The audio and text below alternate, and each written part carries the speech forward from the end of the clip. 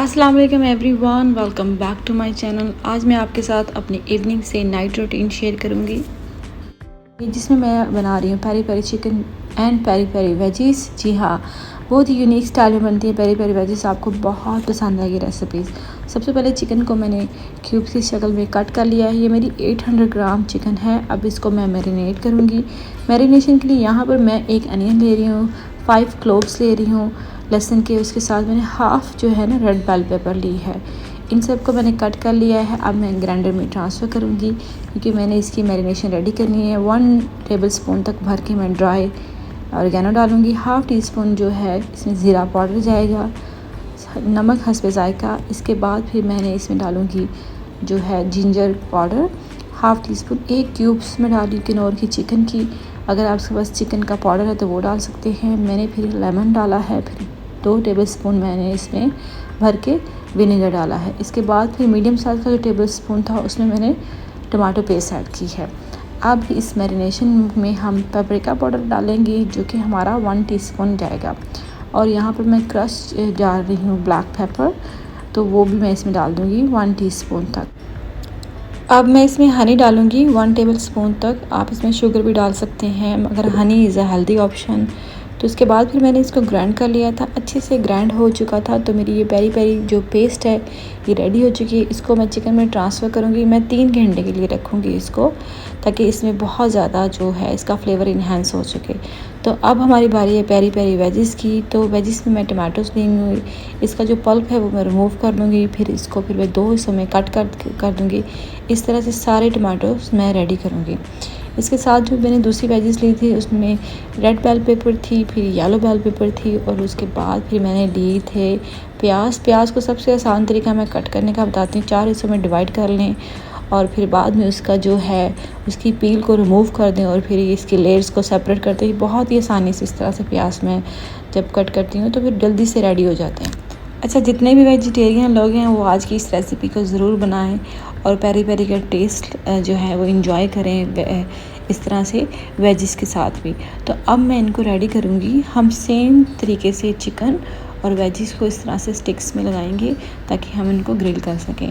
तो फिर मैंने सबसे पहले टमाटो, फिर अनियन, फिर इसमें मैंने जो है येलो बेल पेपर लगाई थी, फिर बाद में मैंने इसमें यानी कि रेड बेल पेपर।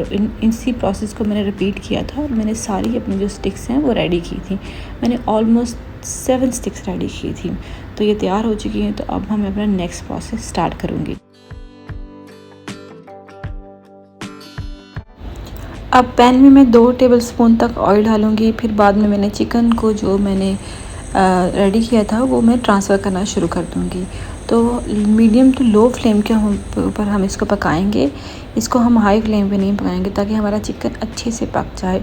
और साथ ही इस चीज़ का भी ध्यान रखना है कि ये ड्राई ना हो, यानी कि ओवर कुक ना हो।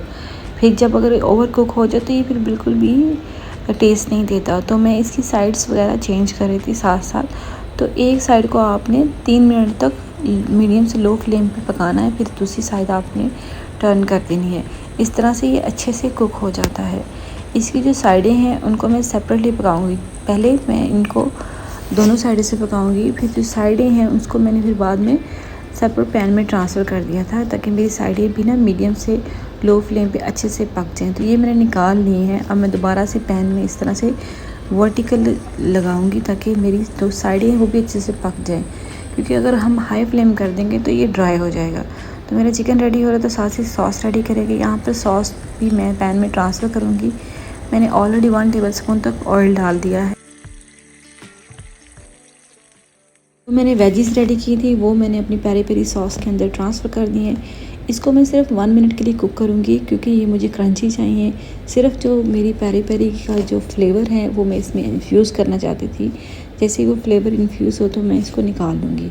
फिर नेक्स्ट प्रोसेस में जो पैन में मैं जो सॉस है उसको थोड़ा सा स्पाइसी करने के लिए, उसका फ्लेवर इन्हेंस करने के लिए मैंने क्रश चिली ऐड की है, मैंने चिली सॉस ऐड की है, और यहाँ पर मैं बारबेक्यू सॉस, तीनों को मैंने टीस्पून ऐड किया था। इसको थोड़ी देर के लिए पकाएंगे, और ये बहुत ही मज़ेदार हमारी पेरी पेरी सॉस रेडी है।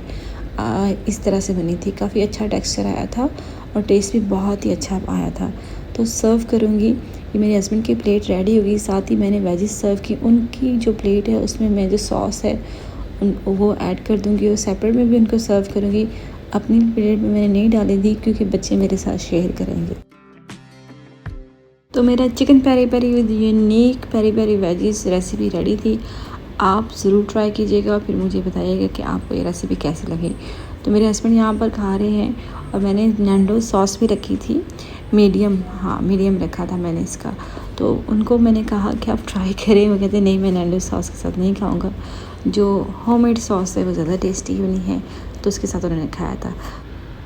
अब चलते हैं किचन की ऑर्गेनाइजेशन की तरफ। तो मैं यहाँ पर आपके साथ शेयर करती हूँ। मैंने रात को किया था क्योंकि मैं नहीं चाहती थी बच्चे पेंट की स्मेल फील करें और ये अच्छे से ड्राई भी हो जाए। तो मेरा स्टेप नंबर 1 था अपने किचन के कैबिनेट्स को ऑर्गेनाइज़ करने के लिए। मुझे लिड जो सारी थी किचन के जो जार्स थे उनकी सबकी एक ही कलर की चाहिए थी। ये आप देख सकते हैं, ग्रीन है, कुछ येलो है, कुछ ऑफ वाइट है, डिफरेंट कलर की। तो इसके लिए मैंने पेंट का अरेंज किया था। तो इसको पेंट करने का तरीका ये होता है कि 30 सेंटीमीटर के फासले पे आपको करना होता है, ज़्यादा प्रेस नहीं करना होता। अगर आप ज़्यादा प्रेस करेंगे तो ओवर पेंट हो जाएगा, पेंट भी ज़ाया होगा और जो लुक है वो भी नहीं आएगी। तो एक ही प्रेस और एक ही पेंट से करना है, तो ये इस तरह से इसकी लुक आएगी, बहुत ही खूबसूरत लगता है। मेरे पास दोनों पेंट आ गए थे, सेम बॉटल ख़रीदी थी मगर एक मैट निकली और एक शाइनिंग के साथ, मगर बहुत ही खूबसूरत लग रहा था। तो मैंने कहा चलो ठीक है, हम इसी तरह जाएंगे, दोबारा मैं ख़रीदने के लिए नहीं जाऊंगी। तो ये हमारा हो गया स्टेप नंबर 1 कंप्लीट। हमने जो सारी जो लिड्स हैं उनको हमने पेंट कर दिया है पेनिट्री को नई लुक देने के लिए। जो स्टेप नंबर 2 था, इसमें सारी जो मेरी पेनिट्री थी वो मैंने नीचे ट्रांसफ़र कर रही थी और इनको मैं साइज़ वाइज अरेंज कर रही थी। क्योंकि ऐसा होता है कि सम टाइम हम एक ही इंग्रेडिएंट्स को 2-2 3-3 बोतल में डाल के रखते हैं जार ना होने की वजह से, तो उससे भी पेनिट्री की लुक जो है बहुत मैसी लगती है। तो मैं यहाँ पर वही अरेंज कर रही थी, तो इसके अकॉर्डिंगली मैं एडजस्ट कर रही थी साइज़ वाइज और उसको अच्छे से, ताकि उसकी जो लुक है जो मेरी पेनिट्री की बहुत खूबसूरत है। जो मेरा स्टेप नंबर 3 था उसमें प्रायोरिटाइज़ कर रही थी कि कौन से हमारे वीकली यूज़ होते हैं, कौन से हमारे मंथली स्पाइसेस होते हैं, उस तरह से मैं अरेंज करना चाहती थी। क्योंकि बहुत ही ओवरलोडेड था, बहुत ही ज़्यादा स्पाइसेस मैंने बिल्कुल एक ही शेल्फ पे रख दिए थे। तो मैंने यहाँ पर ये सेपरेट कर दिया। ये दालें हैं, इलायची है, ये मंथली यूज़ होती हैं और ओकेजनली भी मैंने सेपरेट कर दिया है। अच्छा, अरेंज करने के बाद काफ़ी सारे मेरे पास बॉटल बच गई थी। फिर जो मैं मंथली और वीकली जैसे ग्रॉसरी करती हूँ, जो चीज़ें ख़त्म हुई होती हैं उनको लेके मैंने इनको रिफ़िल कर लिया था। तो ये अच्छे से ऑर्गेनाइज़ हो गई थी। अब हम चलते हैं नेक्स्ट स्टेप की तरफ। तो मेरे पास अक्सर होता है चाट मसाले वगैरह जो सब बॉक्सेस में होते हैं, तो वो भी अब मेरे पास एक एक्स्ट्रा जार बच गया था, तो फिर मैंने उसको भी इसमें ट्रांसफ़र कर दिया। तो ये हो गया हमारा यहाँ तक का काम तमाम। अब हम करेंगे इसको, फाइनली ट्रांसफ़र करेंगे हम अपने कैबिनेट्स पे। तो सबसे ऊपर वाला पार्ट था उसमें मैं करना चाह रही थी कि मेरी जो कम यूज़ वाली चीज़ें हैं जो मैं ऊपर रखूँ, तो जो ओकेजनली यूज़ होती हैं। तो ये जो स्पाइसेस थे मैंने जो ओकेजनली यूज़ होते हैं, जो गार्निश के लिए यूज़ होते हैं, साथ ही जो दालें थी ये भी ओकेजनली यूज़ होती हैं। तो ये मैंने ऊपर वाली जो कैबिनेट्स हैं उसमें ट्रांसफ़र कर दी और नीचे वाले कैबिनेट्स में जो मेरी डेली यूज़ की चीज़ें होती हैं या वीकली यूज़ की चीज़ें होती हैं या मोर ऑफनली यूज़ होती हैं उनको मैंने अरेंज कर दिया था।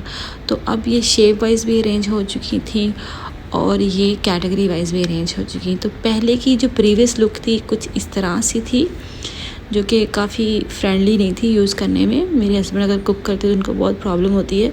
तो अब मैंने इसको इस तरह से अरेंज किया था, इसको कोई भी कुक करे उसको अच्छे से सारे स्पाइसेस नज़र आ रहे हैं। तो ये मेरा फाइनल टचअप आया था, जो कि बहुत ही खूबसूरत लग रहा था, बहुत ही ऑर्गेनाइज लग रहा था। उम्मीद करती हूँ आपको ये पसंद आया होगा। पसंद आया हो तो प्लीज़ वीडियो को लाइक कीजिएगा और चैनल को सब्सक्राइब कीजिएगा और कमेंट्स कीजिएगा। नेक्स्ट एपिसोड में मैं आपको इन कैबिनेट्स के अरेंजमेंट का बताऊंगी।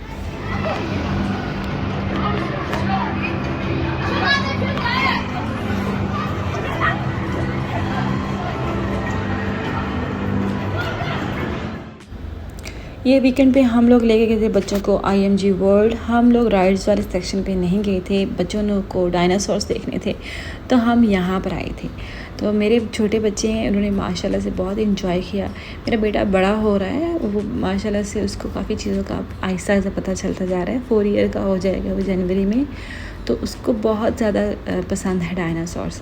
तो हम वीकेंड में उनको लेके गए थे। मैंने बच्चों को आज तक कभी किसी भी चीज़ से डराने की कोशिश नहीं की। नॉर्मली बच्चे छोटे ऐसी चीज़ों को देख के डरते हैं, मगर मेरे बच्चे माशाल्लाह से बहुत एंजॉय करते हैं। बच्चों को कभी भी किसी चीज़ से, किसी एनिमल से, किसी चीज़ से डराना नहीं चाहिए। उनका कॉन्फिडेंस लेवल बहुत ज़्यादा अफेक्ट होता है। तो ये हम उनको लेके गए थे। बेटी ने भी इंजॉय किया, बेटे ने भी इंजॉय किया। तो डायनासॉर्स देखे यहाँ पे डिफरेंट किस्म के, सब आर्टिफिशियल है, रियल नहीं है। डिफरेंट डायनासोर्स हैं, साथ ही उनकी हिस्ट्री भी डिस्प्ले हुई है कि ये कौन से हैं, क्या नाम है इनका। तो मैंने ज़्यादा शूट नहीं किया, बहुत कम शूट किया, क्योंकि मैं बच्चों के साथ ज़्यादा से ज़्यादा टाइम स्पेंड करना चाहती थी। तो आप देखें, उम्मीद करती हूँ आपको पसंद आया होगा।